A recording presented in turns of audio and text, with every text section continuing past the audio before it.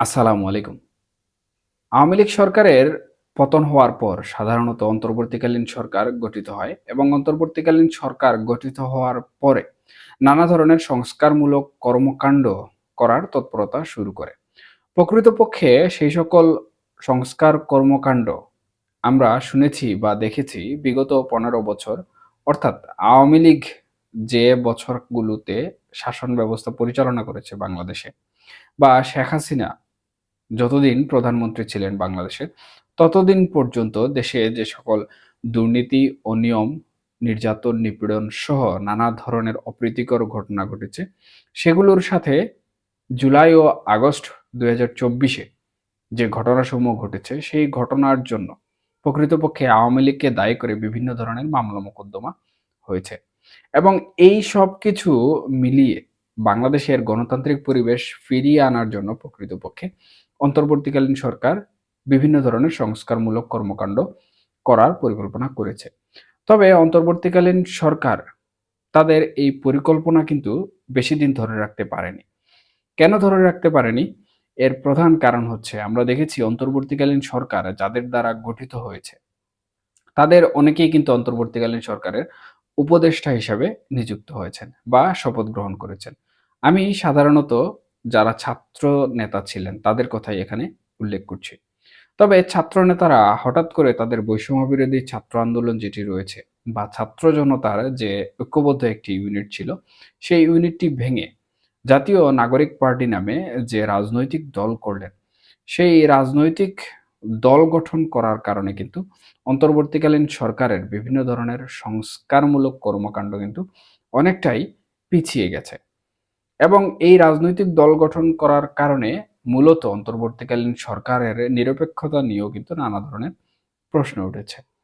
একই সাথে অন্তর্বর্তীকালীন সরকার গঠিত হওয়ার পর থেকে সংবিধান থেকে শুরু করে নানা ধরনের বিষয়ে পরিবর্তন আনার কথাও আমরা শুনেছি। তবে বৈষম্য বিরোধী ছাত্র আন্দোলন রাষ্ট্রপতি পদত্যাগ করানোর জন্য যে ঘোষণাটি দিয়েছে বিভিন্ন সময়ে, তারা কিন্তু প্রকৃতপক্ষে রাষ্ট্রপতির পদত্যাগ করাতে সম্ভব হয়নি। এর পরবর্তীতে তারা চেয়েছিল যে তাদের যে বিপ্লব, সেই বিপ্লবের একটি ঘোষণাপত্র দিতে। কিন্তু সেখানেও তারা প্রকৃতপক্ষে সেই ঘোষণাপত্রটি দিতে ব্যর্থ হয়। বিভিন্ন রাজনৈতিক দল কিন্তু এই ঘোষণাপত্রের বিরোধিতা করে। এছাড়া তাদের এই রাজনৈতিক দল গঠন হওয়ার পর বর্তমানে তারা কিন্তু একই ধাঁচে বাংলাদেশের সংবিধান পরিবর্তনের কথা বলছে।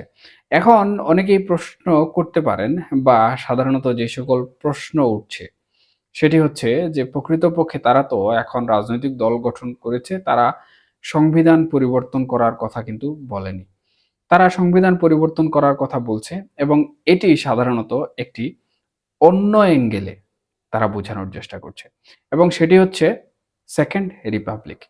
সেকেন্ড রিপাবলিক সম্পর্কে আমাদের যাদের ধারণা রয়েছে বা আপনারা যারা ধারণা রাখেন, তারা অতি সহজেই বুঝতে পারবেন যে প্রকৃতপক্ষে সেকেন্ড রিপাবলিক আসলে কি।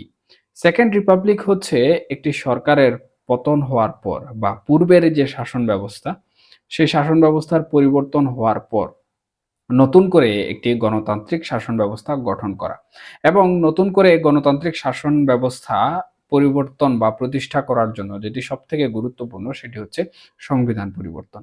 এবং এই সেকেন্ড যে রিপাবলিক রয়েছে, ইতিহাস ঘাটলে দেখা যায় যে বিভিন্ন দেশে কিন্তু এই সেকেন্ড রিপাবলিকটি ব্যাপকভাবে প্রতিষ্ঠিত হয়েছে এবং সফলভাবে প্রতিষ্ঠিত হয়েছে। অর্থাৎ সেকেন্ড রিপাবলিক শব্দটি বা সেকেন্ড রিপাবলিক যে বিষয়টি রয়েছে, সেই বিষয়ের যে সকল বিষয়বস্তু সমূহ রয়েছে, তার মধ্যে অন্যতম হচ্ছে সংবিধান পরিবর্তন এবং দেশের প্রচলিত বা অতীতের যে সকল প্রচলিত সংবিধান রয়েছে, আইন রয়েছে, শাসন ব্যবস্থা রয়েছে, সেগুলোর পরিবর্তন করে নতুনভাবে সেগুলো প্রণয়ন করা। সুতরাং আল্টিমেটলি ধরে নেওয়া যায় যে ছাত্রদের নতুন যে রাজনৈতিক দল, সেই রাজনৈতিক দল মূলত তাদের প্রথম যে লক্ষ্য উদ্দেশ্য ছিল, অর্থাৎ বাংলাদেশের সংবিধান পরিবর্তন করা, সেই লক্ষ্যে কিন্তু তারা এখনো অবিচল রয়েছে। যার ফলশ্রুতিতে তারা চেষ্টা করছে সেকেন্ড রিপাবলিকটি সামনে নিয়ে আসার জন্য। এবং হ্যাঁ, বিশ্বের ইতিহাসে যেভাবে সেকেন্ড রিপাবলিক প্রতিষ্ঠিত এবং সেকেন্ড রিপাবলিক সমূহ সাধারণত আমরা যতটুকু জানি ইতিহাস ঘাটলে সেকেন্ড রিপাবলিক কিন্তু খুব ভালোভাবেই সফলতা অর্জন করেছে প্রত্যেকটি জায়গায়। সুতরাং তারা চাচ্ছে বাংলাদেশের ক্ষেত্রেও এই সেকেন্ড রিপাবলিকটি প্রতিষ্ঠিত করার এবং সেকেন্ড রিপাবলিকের মাধ্যমে দেশের অতীতের গণতান্ত্রিক ব্যবস্থা, সংবিধান থেকে শুরু করে আইন প্রণয়ন ব্যবস্থা পর্যন্ত সবকিছু পরিবর্তন করে নতুন করে আবার পুনরায় সেগুলো রচিত করা। এখন প্রকৃতপক্ষে আসলে এই সেকেন্ড রিপাবলিক অন্যান্য রাজনৈতিক দল যারা রয়েছেন, তারা কিভাবে নিচ্ছেন বা তারা প্রকৃতপক্ষে এই বিষয়টিকে কিভাবে দেখছেন এটার উপর ভিত্তি করে। কারণ বাংলাদেশের সংবিধান পরিবর্তনের বিষয়ে সাধারণত আমরা দেখেছি যে বিএনপি বর্তমানে বৃহৎ একটি রাজনৈতিক দল, কারণ আওয়ামী লীগ মাঠে নেই। সুতরাং সেই হিসাবে তারা সংবিধান পরিবর্তনে কিন্তু সেই সময়ও বাধা দিয়েছিল এবং বিরোধিতা করেছিল। এখন সেকেন্ড রিপাবলিক বিষয়েও যদি প্রকৃতপক্ষে এখানে বিএনপি এবং বিএনপির সাথে যে সকল জোটবদ্ধ অন্যান্য রাজনৈতিক দল রয়েছেন, বিএনপি পন্থী বা বিএনপি মনা বা সমমনা বলতে যেটা বোঝায়, তারা যদি এই সেকেন্ড রিপাবলিকের বিরোধিতা পুনরায় করেন, তাহলে আমার মনে হয় না যে ছাত্রদের নতুন যে রাজনৈতিক দল হয়েছে জাতীয় নাগরিক পার্টি, তারা এই সেকেন্ড রিপাবলিকটি বাংলাদেশে সফলভাবে প্রতিষ্ঠিত করতে পারবে। আর তারা যদি প্রকৃতপক্ষে তারা সেকেন্ড রিপাবলিক যে প্রথাটি নিয়ে আসতে চাচ্ছে বা সেকেন্ড রিপাবলিক বাস্তবায়িত করতে চাচ্ছে, সেটি যদি করতে না পারে, তাহলে তাদের রাজনৈতিক যে উচ্চাকাঙ্ক্ষা কিংবা অন্তর্বর্তীকালীন সরকারের গঠনের পরে তাদের ক্ষমতা দীর্ঘায়িত করার যে পরিকল্পনা কিংবা ছাত্রদের রাজনৈতিক দল নিয়ে তাদের ক্ষমতায় যাওয়ার যে দীর্ঘ একটি প্রবণতা রয়েছে, সেটি থেকে কিন্তু তারা কোনোভাবে সফলতা অর্জন করতে পারবে না। সুতরাং এখন আসলে দেখার অপেক্ষায় প্রকৃতপক্ষে যে তাদের সেকেন্ড রিপাবলিক বিষয়টি পুনরায় নতুন করে কোনো কিছুর জন্ম দেয় কিনা, অথবা তাদের সেকেন্ড রিপাবলিক বিষয়টি বাস্তবায়িত হয় কিনা।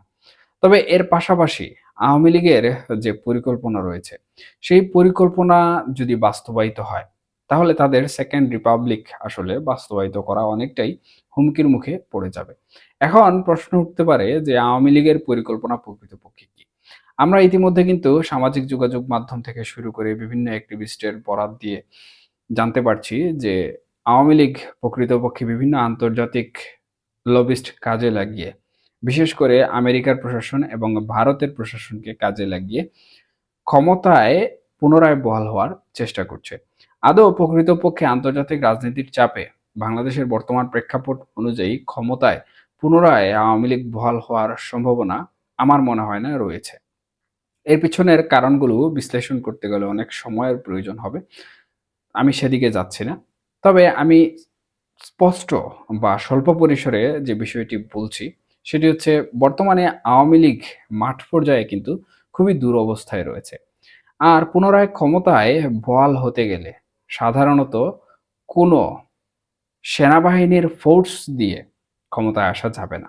এর জন্য প্রয়োজন দলীয় বলিষ্ঠ নেতৃত্ব বা দল থেকে একটি সুসংগঠিত শক্তি, যারা মাঠ পর্যায়ে কাজ করবেন, শেখ হাসিনা দেশে ফিরবেন এবং মাঠ পর্যায়ে তাদের উপর এই ক্ষমতা বহাল হওয়ার জন্য যে সকল বাধা বিপত্তি আসবে সেগুলো প্রতিহত করবেন।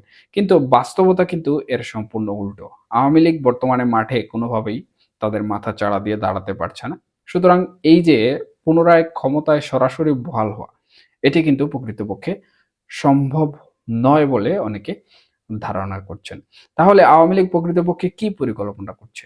আওয়ামী লীগ যেটি পরিকল্পনা করছে সেটি বর্তমানে তাদের বলিষ্ঠ নেতৃত্ব গঠনের চেষ্টা করছে এবং সেই বলিষ্ঠ নেতৃত্বের মাধ্যমে তারা পুনরায় একটি নিরপেক্ষ তত্ত্বাবধায়ক সরকার কিংবা একটি নিরপেক্ষ প্রশাসনের মাধ্যমে মাঠ পর্যায়ে ফিরে আসার চেষ্টা করছে।